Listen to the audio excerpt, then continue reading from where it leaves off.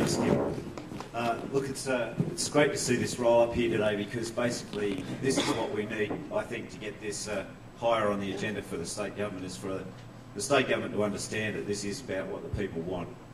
And obviously this has had a long history, but we need to understand that the Village Building Company has made adjustments and compromises along the way to meet every issue that's been raised. And the current state of the proposal as it exists should have no earthly reason why it can't go ahead in relation to any aspect or any issue that could be raised about this proposal. Now, in the time that I've been involved in this, there's a lot of balloons that I've punctured along the way about what the airport has stated. Now, we all obviously want to see a good viable airport serving the community, serving the region. It's a good source of jobs for people in Queanbeyan. But there are a lot of things that have been said that just don't stack up.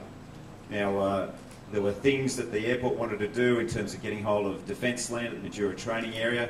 Certainly the federal government didn't allow that to happen, because that area is needed for the Army's use. So that was the first puncture in the balloon. But also, I took charts, I took plans to meetings that I had with Christine Keneally, to Frank Sartor, to Tony Kelly, showing where this story was, and the hypocrisy in some cases in that the airport had planned its own accommodation facilities on its airport site itself. So to complain about residences under the flight path was disingenuous, to say the least. But I also pointed out that being 12 kilometres, of course, away from the airport, you could go, how far away are we going to claim that building sites are under a flight path? 100 kilometres? You know, how ridiculous will we get with these requirements? Certainly, the way the village proposal has been put forward, it has compromised and it meets all requirements. Now, the issue then is where does the Commonwealth sit with all of this, and what authority do we have? And I just met with Anthony Albanese 2 weeks ago, just to confirm a number of things of where we're at the moment. But certainly the Commonwealth has been concerned at the state of the way planning and activities go on around airports in the country, and is working towards a process of being able to exert more control, more policy direction in relation to airport developments as a whole. But at the present, the Commonwealth Government does not have the authority to deny or approve this development. There is no legal authority in the Commonwealth to do that. There is only one man in this entire country who has the authority to make a decision about Tralee, and that is Minister Hazzard. He is the sole person who has the call at the present time.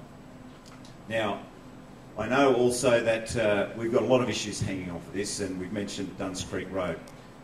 We've got a big opportunity there as well. In the last election campaign, 2010, I announced we have a Better Regional Cities program, which only 46 cities were listed on, and managed to get Queanbeyan on that list, but it's a competitive process. So I wanted to access $15 million of that to add to the 50% funding that Village offered for Duns Creek Road, which would leave only $15 million left potentially for the state and council potentially to make up. So we had a big opportunity there to take advantage of that offer from Village Building Company, and because that we have the Googong development and the Tralee development, it gave us an incredibly strong case in the bidding against that funding. So we need Tralee to maintain the strength of our case to get access to that funding to ensure that Duns Creek Road does go ahead. But there are other things as well. Obviously, the sporting facilities are very important, and certainly, you know, the federal government's been doing all it possibly can to pour millions of dollars into sporting facilities around this town. But we do desperately need these facilities that have been talked about. In addition to that, of course, we've got the fact that we're suffering from a lack of broadband services here in Jerrabomberra. And of course, the Commonwealth has the National Broadband Network Plan, which is going to ultimately deliver everything that we need.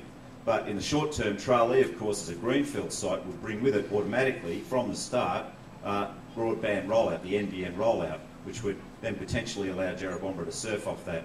But I also can announce today, actually, that I've negotiated an arrangement with Telstra whereby they will now step forward as an interim measure to install a top hat system, which will enable ADSL2 to be rolled out in Jerrabomberra, and the first 150 connections of those will begin in September and then proceed forward.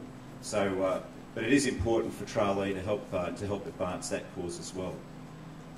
Certainly, as far as the Federal Minister is concerned, he has never gone to Mr Hazzard and said, do not go ahead with Tralee if anybody's putting that story about. That has not happened.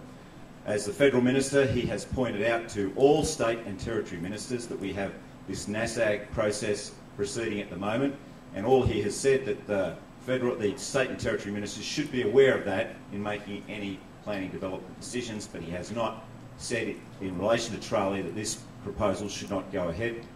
He has not approached Mr Hazzard to try and prevent this process from going ahead.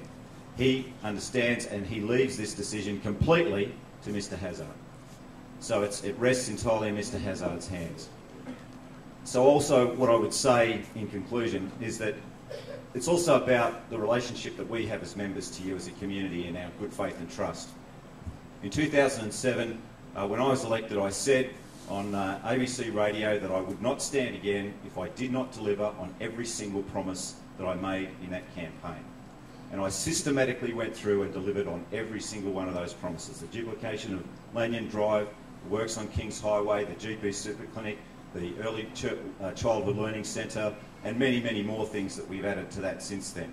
I delivered on every single one of them.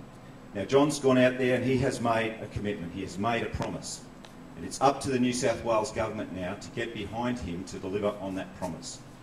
John was largely elected in a very close state election on the basis of that promise. New South Wales Government needs to understand how important that promise was to winning this seat. And if they intend to hang on to this seat, they cannot do a backflip so quick after that March election. They need to get behind their own local member on this, who has promised it, who is continuing to support it. It would be the height of betrayal of this community who put faith in that promise and that government if they were to backflip on that issue. It is the issue that got their member over the line. So they need to understand that. They need to understand how seriously we take this issue in this community, how important it is politically for them and for the future of their local member. They need to get off their dime, give us the tick so we can get on with the job.